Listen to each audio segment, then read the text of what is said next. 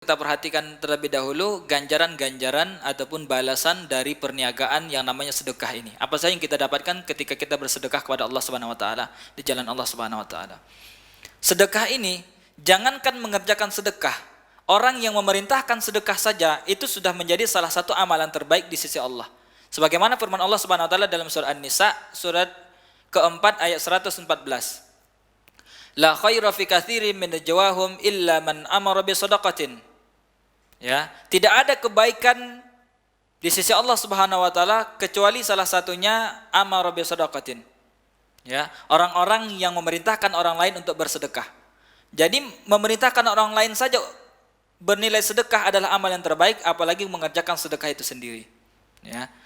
Kita lihat apa saja ganjaran yang diberikan oleh Allah kepada mereka yang bersedekah. Yang pertama, tidak akan pernah merugi, tidak akan pernah mengurangi rezeki dari Allah Subhanahu wa taala kepada mereka yang bersedekah. Surat Saba ayat 39. Ya. Allah Subhanahu wa taala berfirman, "Qul inna rabbi yabsutur rizqa liman yasha'u min ibadihi wa yaqdiru lah. Wa ma anfaqtum min syai'in fa huwa yukhlifuh wa huwa khairur raziqin." Di akhir ayat tersebut, wa ma anfaqtum min syai'in, apapun yang kalian infakkan, kalian sedekahkan, fa huwa yukhlifuh, maka Allah akan ganti dengan nikmat yang lain. Ketika kita bersedekah, Allah akan ganti harta kita yang kita sedekahkan tadi. Itu janji Allah. Jadi ketika kita bersedekah, mungkin kelihatan di kasat mata kita itu mengurangi harta, tapi di sisi Allah tidak. Akan Allah ganti dengan harta yang lain, walaupun bentuknya yang lain. Mungkin kita infak dengan bentuk uang, Allah ganti dengan kesehatan yang tidak pernah sakit keluarganya, ya kan? Ada yang macam itu. Banyak contoh-contoh yang lain. Ya.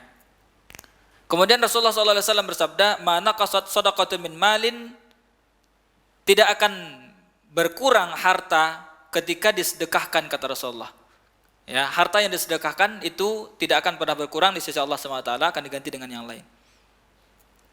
Nah, selanjutnya, pintu rezeki akan terbuka dengan sendirinya ketika kita bersedekah. Rasulullah SAW bersabda, "Ma min yaumin yusbihul ibadu fihi illa malakan yanzilani." Setiap subuh, setiap kita memasuki waktu subuh, itu ada dua malaikat yang berdoa kepada Allah untuk masing-masing kita. Ya. Misalnya Ibu Fatimah, itu Ibu Fatimah didoakan oleh dua malaikat. Malaikat yang pertama mendoakan, "Ya Allah, berikanlah pengganti bagi siapa yang telah menafkahkan hartanya di pagi ini." Itu doa malaikat yang pertama. Doa malaikat yang kedua, "Ya Allah, berikanlah kehancuran bagi mereka yang menahan hartanya, tidak mau bersedekah." Itu setiap subuh ada malaikat yang macam itu, Bu. Ya, setiap subuh kita selalu didoakan oleh dua malaikat. Malaikat yang pertama, "Berilah ganti kepada mereka yang bersedekah." Nah, ini membuka pintu yang lain. Ketika kita bersedekah, didoakan oleh malaikat untuk dicari ganti yang lain. Malaikat yang kedua berdoa, "Ya Allah, berilah kehancuran bagi dia, bagi mereka yang tidak mau bersedekah." Ya. Ini kabar gembira bagi kita semuanya. Ketika kita orang-orang yang gemar bersedekah, kabar gembira, Allah akan bukakan pintu rezeki yang lain dan akan diberikan keberkahan dalam setiap harta kita. Tapi bagi kita yang pelit, makanya banyak orang-orang kaya diberikan mandat oleh Allah menjadi orang muhsin di dunia, tapi mereka pelit menahan hartanya, mungkin banyak yang bangkrut. Allah nggak percaya lagi sama mereka. Ya. Jadi ketika kita dititipkan harta oleh Allah, kabar gembiranya apa, Bu? Kabar gembiranya kita dipilih langsung oleh Allah menjadi agennya di dunia untuk membantu sesama. Tapi ketika kita pelit, kadang-kadang Allah tiba-tiba bangkrutkan, Allah beri ujian sampai kita jatuh miskin, itu sudah tanda Allah sudah nggak percaya lagi kita sebagai agennya. Ya. Jadi sekarang ketika kita masih kaya, masih dipercaya oleh Allah menjadi agennya, berikan harta kita, sedekahkan harta kita. Selagi Allah masih percaya kepada kita menjadi agen yang baik, Allah akan jadikan pengganti-pengganti, tambah-tambah harta yang lain. Itu sudah pasti. Ya. Kemudian yang selanjutnya, Allah melipat gandakan rezeki dan pahala bagi mereka. Dalam surah Al-Baqarah ayat 261. Ini banyak dibawakan oleh ustaz-ustaz yang ceramah tentang sedekah. Ya.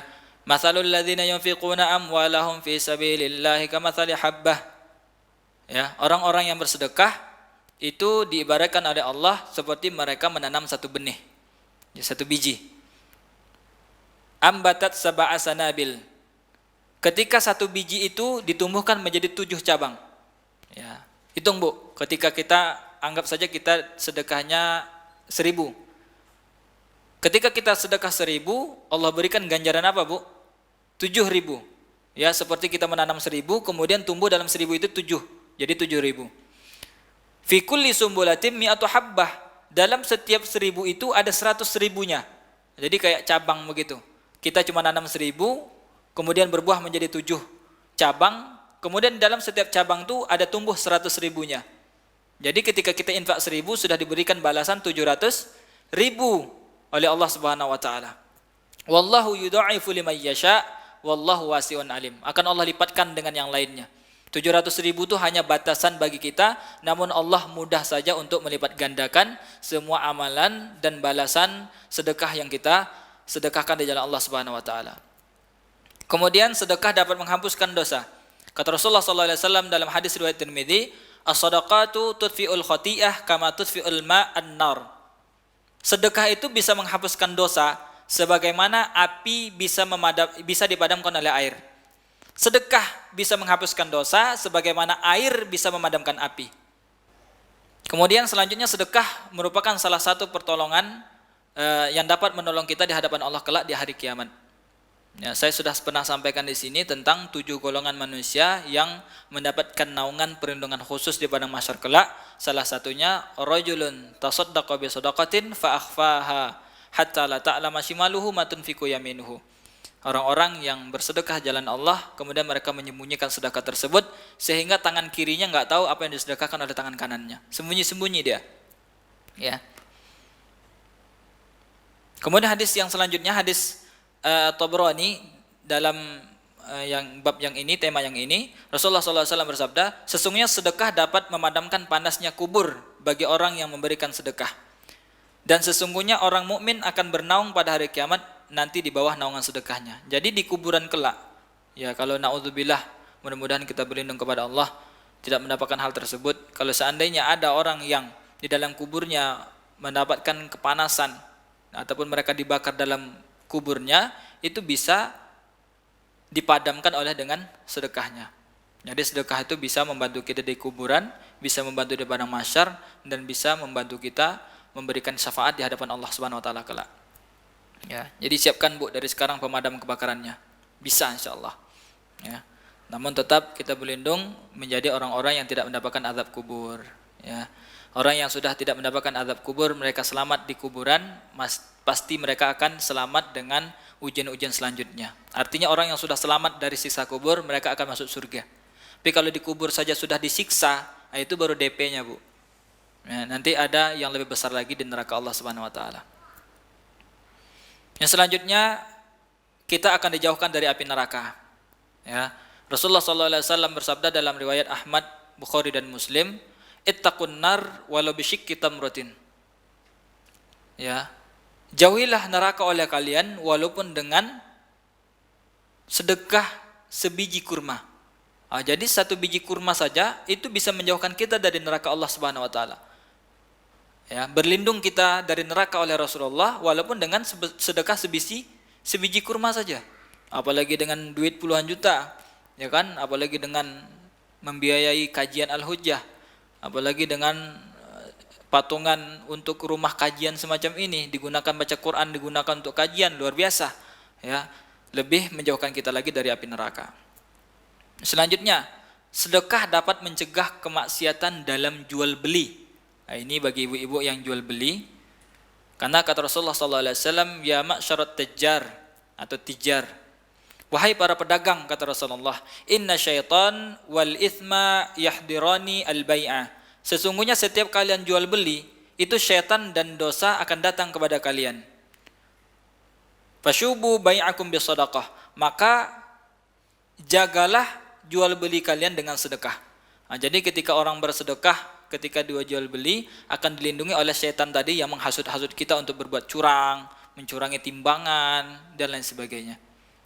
Masih banyak sebenarnya sedekah bisa menambahkan kebahagiaan. Ya. Sedekah merupakan obat dari berbagai macam penyakit. Ya, terutama corona semacam ini, ya. Jadi salah satu obatnya adalah dau mardakum bisadaqah, kata Rasulullah, obatilah penyakit kalian dengan sedekah. Ya. Kemudian sedekah bisa memanjangkan umur dan mencegah dari mati su'ul khatimah. Rasulullah SAW bersabda dalam hadis riwayat Tabrani, sesungguhnya sedekah seseorang muslim dapat menambah umurnya, dapat mencegah kematian yang su'ul khatimah. Allah akan menghilangkan sifat sombong, kefakiran, dan sifat berbangga diri. Nah, ini keutamaan sedekah selanjutnya. Kemudian orang yang bersedekah, mereka memiliki pintu surga tersendiri. Karena di surga kelak ada pintu sholat, ada pintu saum, ada pintu sedekah. Nah, sedangkan orang-orang yang gemar bersedekah, mereka akan dipanggil dari pintu sedekah. Bagaimana dengan kalau semua pintu bisa memanggil kita? Kata Abu Bakar As-Siddiq, kata Rasulullah SAW, maka Abu Bakar didoakan dari mereka yang dipanggil dari berbagai macam pintu. Wah, luar biasa. Pintu sholat manggil dia, pintu puasa manggil dia, pintu sedekah manggil dia. Ya kan, tinggal pilih aja kita. Ya, paling tidak yang dalam hadis ini adalah pintu sedekah. Kemudian yang selanjutnya, sedekah ini adalah salah satu amal jariah kita. Ya, kata Rasulullah SAW, "Idza matal insan inqata'a amaluhu illa min salas." Apabila anak Adam telah meninggal dunia, manusia telah mati, maka terputus seluruh amalannya. Kalau biasa dia suka sholat sunnah, terputus pahalanya sampai di situ. Kalau biasa dia suka baca Quran dan lain sebagainya, pahalanya terputus kecuali 3. Salah satunya apa, Bu? Sedekah jariyah, akan selalu mengalir walaupun dia sudah meninggal dunia. Ya, dan ini juga kita bisa siapkan dari sekarang. Atau orang tua kita yang mungkin qadarullah sudah mendahului kita.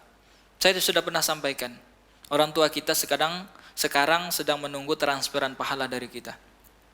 Ya, sedang menunggu anaknya yang soleh yang dia didik dulu, yang dia melahirkan dengan darah, keringat, kesakitan. Mereka sedang menunggu transferan pahala dari kita. Mereka yang di dalam kubur sekarang juga menunggu itu, Bu. Ya, mereka juga menunggu itu sekarang. Pasti mereka senang sekali ketika kita bersedekah atas nama mereka. Ya, mereka mendapatkan transferan pahala. Ya, ketika kita membaca Al-Quran, mereka juga mendapatkan pahala. Ya, kalau ada dulu ilmu mereka yang mereka ajarkan kepada kita, perbanyak itu diamalkan, mereka mendapatkan pahalanya. Ya, terutama doa-doa kita, mereka juga mendapatkan pahalanya. Ya. Kemudian yang terakhir, sedekah ini adalah salah satu amalan yang ketika mereka sudah mati, mereka ingin dihidupkan kembali hanya untuk bersedekah. Ya, salah satu amalan yang apabila dia telah mati, kalau misalnya diizinkan hidup sebentar, mereka ingin bersedekah. Sebagaimana Allah Subhanahu wa taala firmankan dalam surat Munafikun ayat ke-10, "Rabbi laula akhartani ila ajalin qarib fa asaddaq." Ya. Ya Allah, kalau seandainya saya dihidupkan sebentar saja ke dunia, maka yang akan saya kerjakan pasti saya akan bersedekah.